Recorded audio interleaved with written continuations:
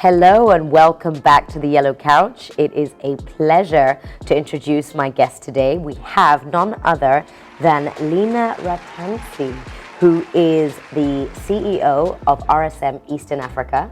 I'm very, very excited to have you here, and I know I can already tell I've got lots to learn from you. We've had a pre-chat, and we kind of started the Yellow Couch before the Yellow Couch.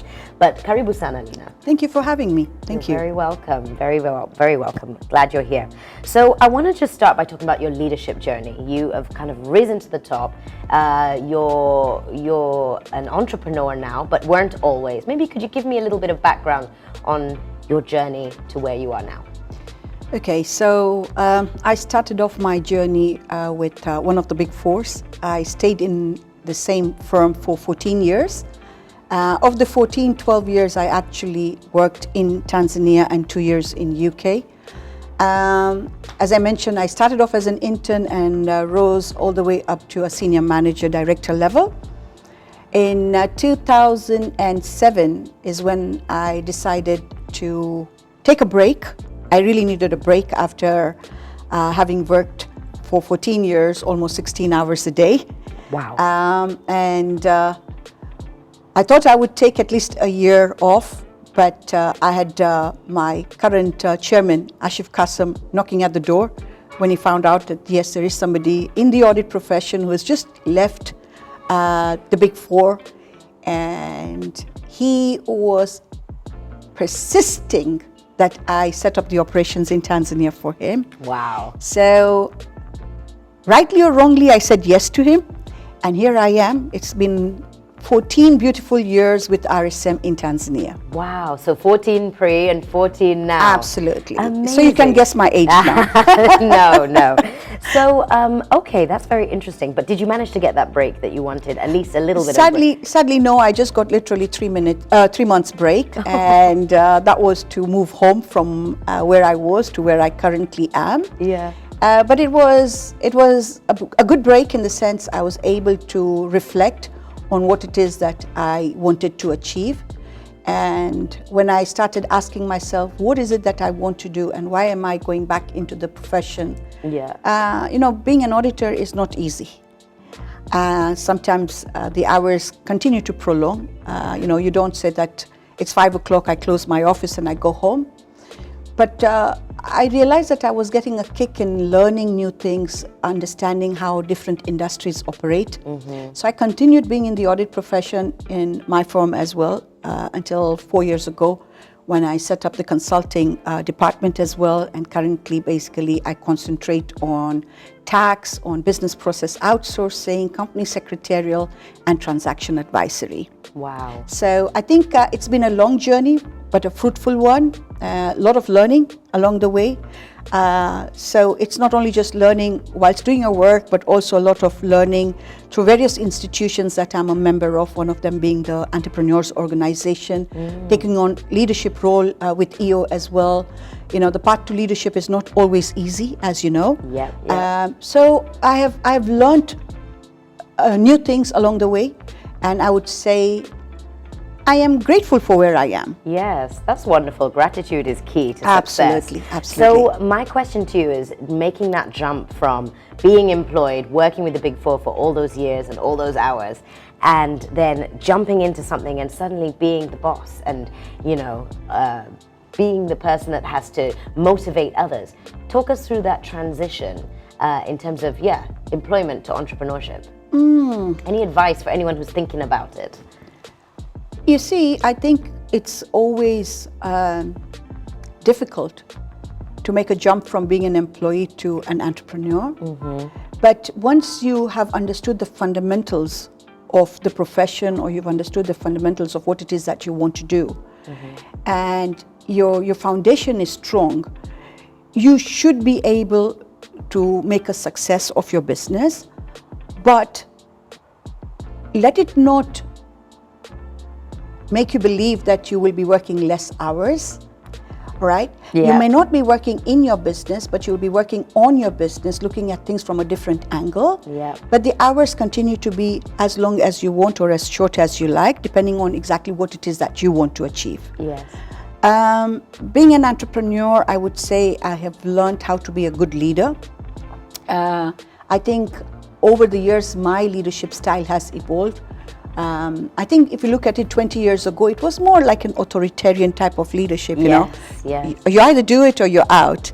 But I think with this generation and with the time having elapsed, it's more aiming towards servant leadership. Yeah. And it is like, how do you make an impact on your people rather than the people actually coming just to work for you? Yes, absolutely. You just triggered my memory. I was at a talk last week and somebody said, one of the speakers, leadership is for service. No, leadership over lordship.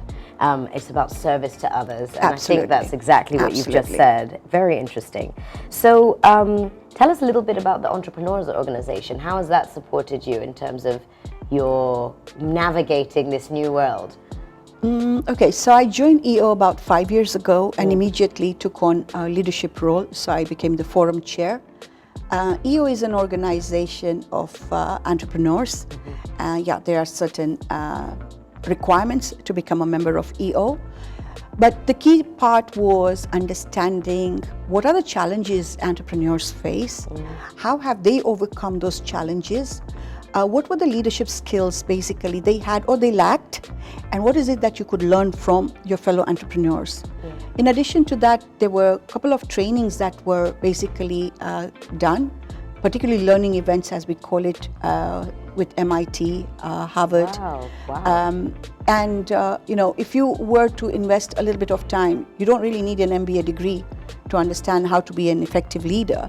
But there are those short courses, and that's what EO was able to identify for me particularly, that I found very, very useful.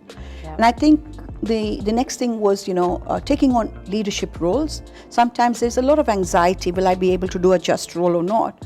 But if you dive deep, they say, you will either swim or you're going to sing. Yep, right? true. You need to learn to swim and say, okay, maybe I'll drown a little bit here and there, but I'll come out of it. Yes. And that's what I have done. So I took on the role of forum chair for 2 years. I took a sabbatical for 1 year, and I'm back as a membership chair. Wow. So I find it quite inspiring. I know we are doing great things. I would also want to promote EO through this chat because it's very important for entrepreneurs to know that there is help. You're not alone, and there's a lot to learn. Wow. Together. So not only are you running things in RSM Eastern Africa, you've also got other leadership roles outside. Do you think that's an important part of growing as a leader? Absolutely. I mean, you know, you can't just be inward focused to grow. You need to know what's out there. You need to read. You need to network. You need to actually have the right people who are willing to be your mentors as well. Yes. Because without having the right mentor, I don't think you can actually go through the journey on your own. Yes. It can become quite stressful. Yes, I can imagine. I can imagine. So I just want to, for the benefit of our viewers who are maybe starting out their careers, maybe in that category that we call the millennials or Generation Z, we were having a conversation before we came on camera about working somewhere for 14 years, and you know, that's a long time, and all that experience, all those hours of work, and how maybe that's less common these days. What are your views on that? And you know, how do you drive success in your career, and what does that mean for, you know, how long you stay working or being employed somewhere? Is there a correlation? I would say it is important to stay grounded in one place. Learn the tricks of trade, understand exactly what it is that you are doing. Why are you doing? Are you enjoying what you are doing? It's very important. Whatever field that you go for, unless you understand and you enjoy doing what you're doing, you can move on. But if you're enjoying what you're learning, continue to be there for some time. Right. Learn the tricks of trade, and then you can move on. Yes. Right? And I sometimes believe that, is it really necessary to move on? What is your career path with the same organization? Are you willing to stick it through to grow? Right?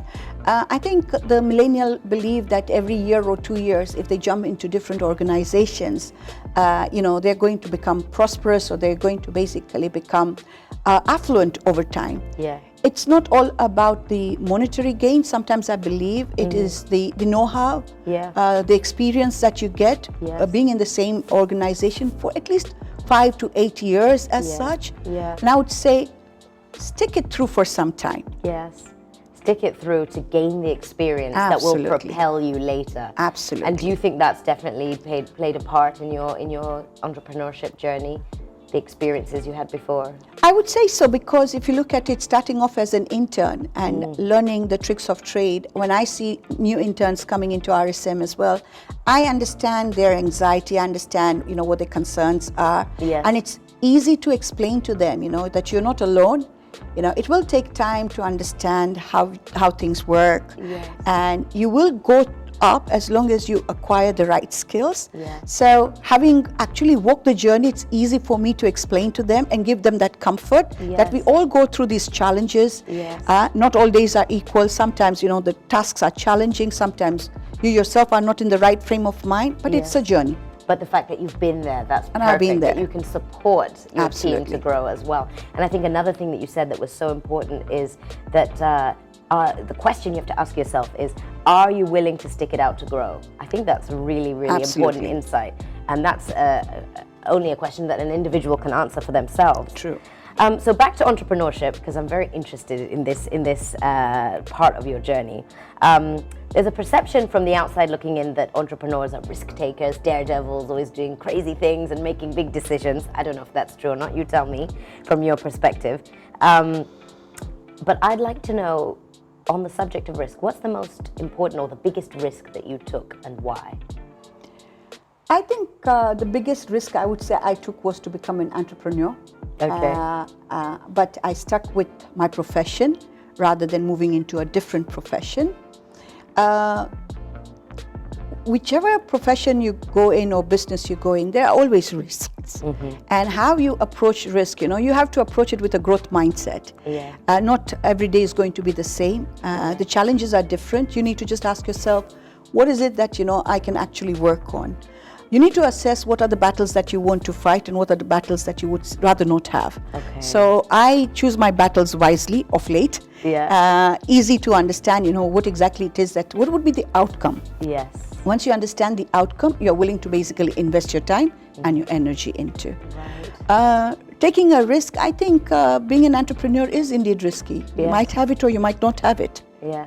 But the important thing is continue with the journey, continue putting your best foot forward, and learn from the mistakes rather than saying, oh, this is all doom. Yeah. And learn from your mistakes, say, what have I learned from this mistake? What can I do better the next time? Yes. And continue with the growth. Very nice. So I want to go deeper on this picking your battles. Please, I want to learn. How do you pick your battles? What's the process? Just sometimes I say, why are we in a situation we are in? What exactly is the problem? Yeah. Is it the mindset? Is it basically an issue with the perception of a person? Are we aligned in our values? So for me, the most important thing is value fit. Yes. And probably the reason why I joined Empower for the cohorts as well, for the second phase. That's what it is, isn't it? Yes. Yeah. Generation Power. The generation, I think because of the value fit, I actually said yes. And I usually look in any organization, even when we onboard clients, are they the right value fit for us? Yes. Because we don't believe in compromising on our values. Yes. We want to work based on certain principles, integrity, ethical. And I think ethical leadership is something that will take our youth very far. Yeah. That's one area that I would want to promote, ethical leadership. Be ethical in your conduct, be ethical in what you do. And every step of the way, ask yourself, am I doing this right? Yes. That is extremely important. Yes. So when it comes to fighting for something, if it is not ethical, I would say I'm happy to let go of a client. Yes. I'm happy to let go of a relationship as well. Wow. So there are certain core fundamentals, core values that I prefer to live by. That's very refreshing to hear, Lina. It's very rare to hear people even talk about ethical leadership. Yeah. Maybe you can unpack it a bit for us. What is ethical leadership in your definition? I would put it in just one sentence. Is it the right thing that you are doing? Yeah. And your own self is, you from your own perspective, you need to ask. You've got your own compass, your own moral compass, where you will be able to say, am I doing it right? Is this the right thing to do? Yeah. Right? Why am I doing it? But the bottom line is it the right thing? Yes. Not only for you, but for the other person as well. Yeah. Sure. And it's very bold of you to say that if you found a mismatch on the ethics or values between even you and a client, or your company and a client, you'd be willing to not work with them. I mean, that's taking it right to the extreme. I think a lot of people would say, well, why would you refuse to work with a client? But that's interesting and refreshing. So, in our field, we're giving an opinion. Yes. Is it true and fair? Yeah. If I think of late, everything seems to be true and fair when it is not. Yes. And you need to reflect. You are a professional at the end of the day, not just a businessman or a businesswoman. Yes. If it is true and fair, then you sign. If it is not true and fair, you need to ask yourself, why is it that you're signing? That is what I needed. Is it true and fair? Yeah. And that is the compass, that is the guiding code for you. Absolutely. Fantastic. It is for all auditors, actually. Okay. Because when we sign an audit opinion, we say these financial statements present a true and fair view. Yes. Are they really presenting a true and fair view? Yes. Yeah. So do you think this side of your leadership, this ethical leadership, has this come from your profession? Because it sounds like a part of audit, or your upbringing, or both? I would say both. I would say both. My parents, particularly my dad, was a very disciplined person, and still is, I would say. Most important for him was always ask yourself, are you doing the right thing? Yes. And he used to say, learn from your mistakes. I've made mistakes, so don't follow me. Yeah, but make your own career, make your own path, and ask yourself this question, is it the right thing to do? Yes. And the values that we have at RSM, the most important one is ensure that you do the right thing, not only for your clients, but for your people as well. Wonderful. Yeah. So the moral compass is within the organization. It's at the heart or the core of the founding partners. Yes. And we're willing to compromise and say, we don't need you, thank you, whilst we value your business, but if it doesn't basically align to our values, we would say no, thank you. Wow. Okay, so you're aligned as partners as well. Absolutely. That's very important. Absolutely. Too. So you mentioned that making mistakes, or I think that's an interesting word, because leaders very rarely talk about mistakes. They talk about success and how great things go, and motivation and efficiency and all of those wonderful things. But maybe I'm putting you on the spot here. Could you share with us maybe in your career any mistakes that you feel you've made that could help and guide others that are following in your footsteps to be inspired to take care and watch out for some of those things? I wouldn't say I have made mistakes. I would say I wasn't quite inquisitive enough. I just was focused on one area. But had I been a little more inquisitive, I think I would have acquired the skills that I required to set up even the consulting department. So it took me about 10 years to get the comfort, having been an entrepreneur in my own practice, to say, all right, now how do I basically hive off from being an auditor to being a consultant as well? Okay. Had I been more inquisitive in my early years, I believe I could have become a consultant faster than I did. But I always tread with caution. Yes. I need to be comfortable. I know what I'm doing before I actually move to the next position. Well, that's not necessarily a mistake. Maybe it's just the way it worked for you. But I think I could have been better. Had I been more inquisitive, I could have learned the ropes faster. Okay, so the message being, be more curious, go out there, seek new information and knowledge and experience to grow yourself. True. Okay, that's really sound advice. Thank you very much for that. So looking ahead now, looking in the audit and consulting world, what do you consider to be the biggest challenges or trends or things that are coming our way facing that area, and how might that impact your organization or the industry at large? So I think, having understood what artificial intelligence is doing, machine learning, I believe a number of tasks that are carried out at the lower level would get automated. And we are seeing a trend. I think the big four already are investing in AI and machine learning. Right. And I think even the mid-tier firms have started. Machine learning is going to be a key criteria, artificial intelligence, data mining. So I think, what I see is that apart from basically just having a qualification in accounting, the youth will need to have analytical skills as well. And those skills cannot only be learned at school, they need to be applied, they need to be understood. Yeah. And we will see that there will be more and more need of people who are able to analyze data, are able to see a pattern, trend analysis. Mundane tasks will get automated. However, we just need to upskill ourselves and say, IT is the way to go forward.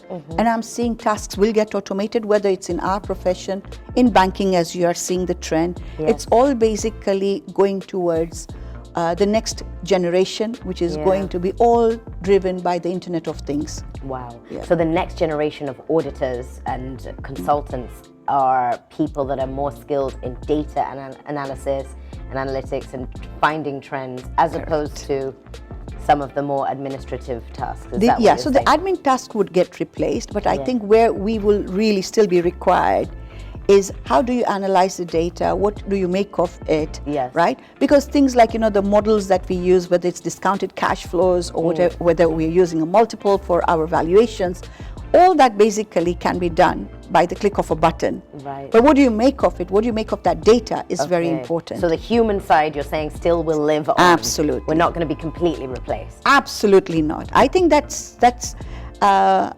area where people need to understand that, data mining, AI is here to make life easier for us, not to replace us. Yes, I hope, that's very encouraging. I was actually watching something last night on Netflix about this, and it was very scary. Was it? Yeah. No, I mean, just look at it. What did you do with the computers? Did they come and replace you? Well, no, but it looks like it's heading that way, but that's a conversation for another day. But I'm happy to hear, it's comforting to hear that you feel there's still a role for people in the profession, even though automation and AI is making life maybe easier or more efficient, but there's still a need for the human touch. So good, I'm glad to hear it. So do you believe, just to kind of summarize, we've talked a lot about your leadership journey, we've talked about your transitioning to entrepreneurship. Do you believe there is a formula for success? And if so, what might that formula be? That's a big question, I know. I'm still looking for that formula. Me too. So when you find it, we'll share for sure on this yellow couch very soon, if we do find it. But there must be some things, because you obviously are very successful and you're being very humble about it. So what would you say are your kind of top 3 key takeaways that you've reflected on that have been integral to your success? I think hard work, perseverance, and not giving up attitude. Yes. If you give up easily and you say, this is very difficult for me, you might basically give up much easily rather than saying, I want to give something back to the society. So at RSM, basically we said, we are also looking at, should we have an academy in place where we can train the youth? And this was one of the other reasons why I said, yes, I'm happy to support particularly the entrepreneurs in the journey, along with Empower, to give that 30 minutes or 1 hour slot to the youth, for them to understand, what are the areas that they should be watching out for. So, I think it's, once you make up your mind, work hard, strive towards it. There are good days and bad days. Don't let the bad days overcome. Bad days? How do we get out of that hole that we fall into on the bad days? I think that's a really important one to try and understand and unpack. That's a very good question, and I'll give you the secret to my success. It's meditation. Okay, now we're getting there. Tell me more. So I have a tendency to meditate at least 15 minutes every day, preferably 15 minutes in the morning and 15 minutes in the evening, followed by at least half an hour of yoga.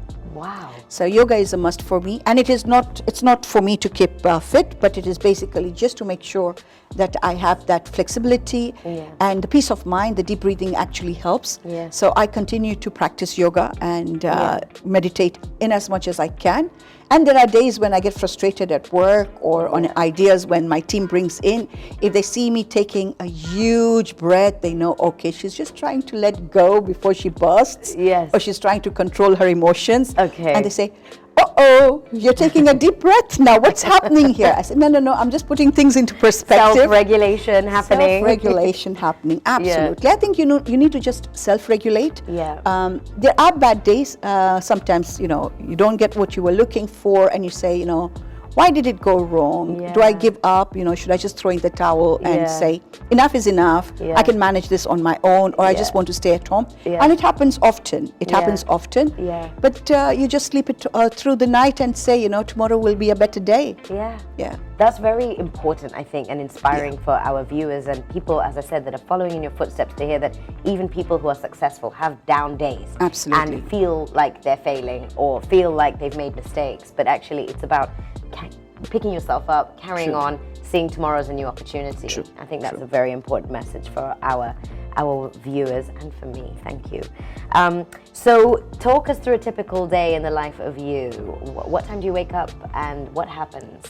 So I'm an early bird. I wake up around between 5:30, 5:45. Okay, naturally you're awake. Naturally. Or just an alarm clock? Yes, okay, wow. Yes, and the first thing I do after brushing my teeth is go on the yoga mat. Okay, so it's yoga first. Yoga first, absolutely. So it is. I start with meditation and 20 minutes of yoga. Yeah.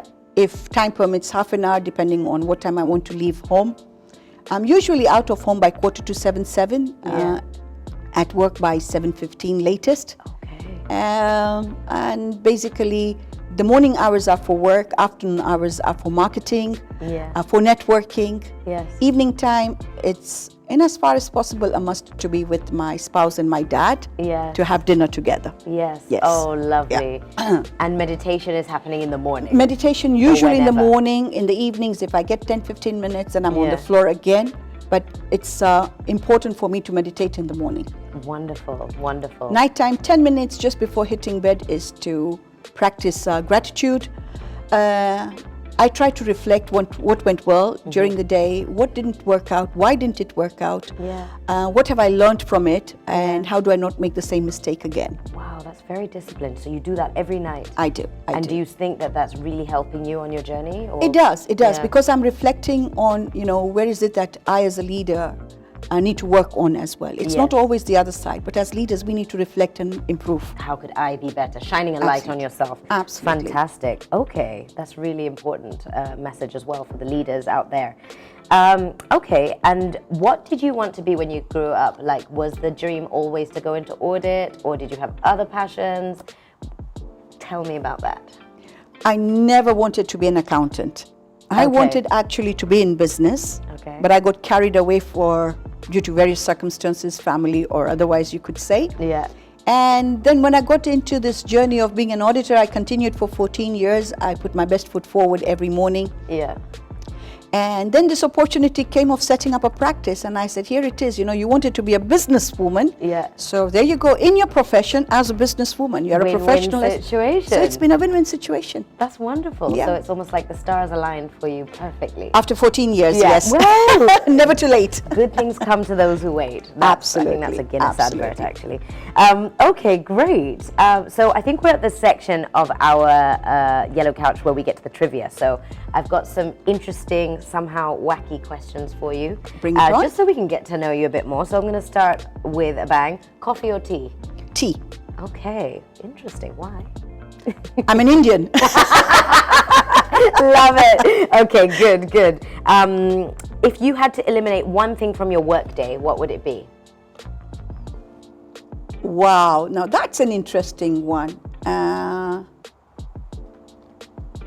Whining stuff. Yeah, so people, complaints and things. Absolutely. Yeah, that's a good one. I like that. Delete complaints. Good. What is your most prized personal possession? If I can say it's my family. Yeah? Yeah, it's my family, yeah. my daughters, Yeah. and my husband. Fantastic. Yeah. Good. What is the one trait you look for in a new hire joining your organization? Culture fit. Culture fit. Okay. Absolutely. And this is the ethics. and Absolutely. values. Yeah? Absolutely. Very good. Love that. Who has had the greatest influence on you and why and how? Wow. This is a very interesting question. A lot of people, but let me just put it, two of them, both of them from my previous firm, where I worked for 14 years, and I wouldn't mind naming them as well. One of them is Leonard Msusa. He has been my mentor for 10 years of the 14 that I was there. Wonderful. And Vinu Somaya.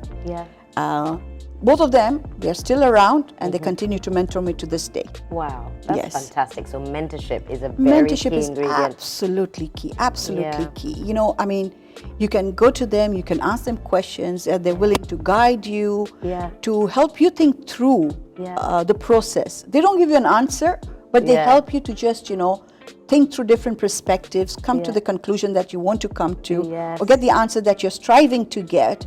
But it's the direction that they provide that's been invaluable to me. Oh, fantastic. That's very encouraging to hear that we have that kind of community of support here as well. Absolutely. Okay. What is your favorite, or I should say most used app on your phone? Wow. Could I say WhatsApp? Yeah, it's an app. Yes. Yeah. I keep, I think through the app, I keep in touch with my daughters every evening, with my spouse when there's an emergency, with my staff as well.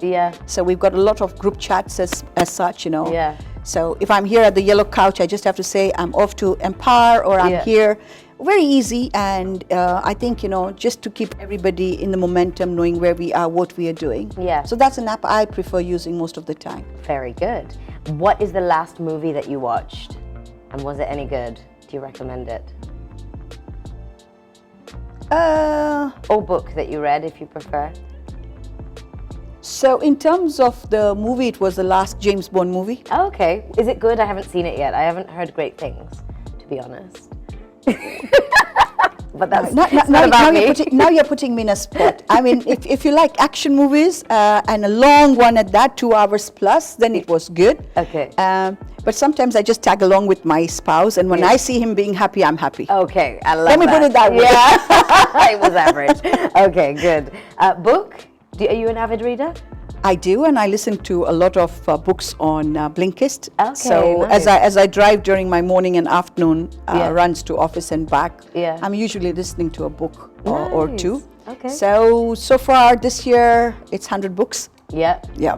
Wow, you listen to 100 books? Yeah, it's a 15 minutes, The Blinkist gives you a snapshot, right? Oh, okay. Right, so the key takeaways, that's more important than understanding, you know, going through the 500 pages or so.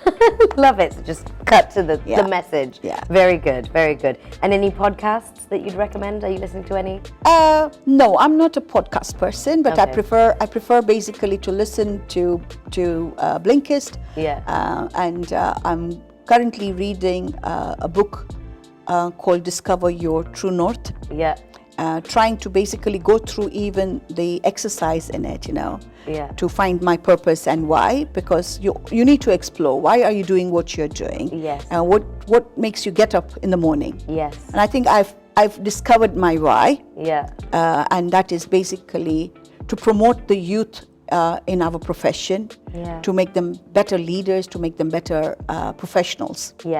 And on that, I should also officially mention, I know you have said a couple of times, I wanted to say thank you to RSM Eastern Africa and you for supporting Generation Empower, which is all about that, supporting youth to grow and develop in their entrepreneurial and employability skills. So thank you for seeing the vision. It's our pleasure, and thank you for having us. No, we're very, very happy to have you as well.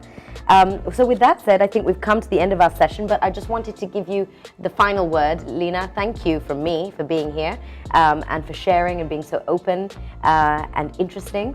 And yes, anything that you'd want our viewers to take away from you today? So first, thank you to you, and thank you to the Empower team to give me this opportunity.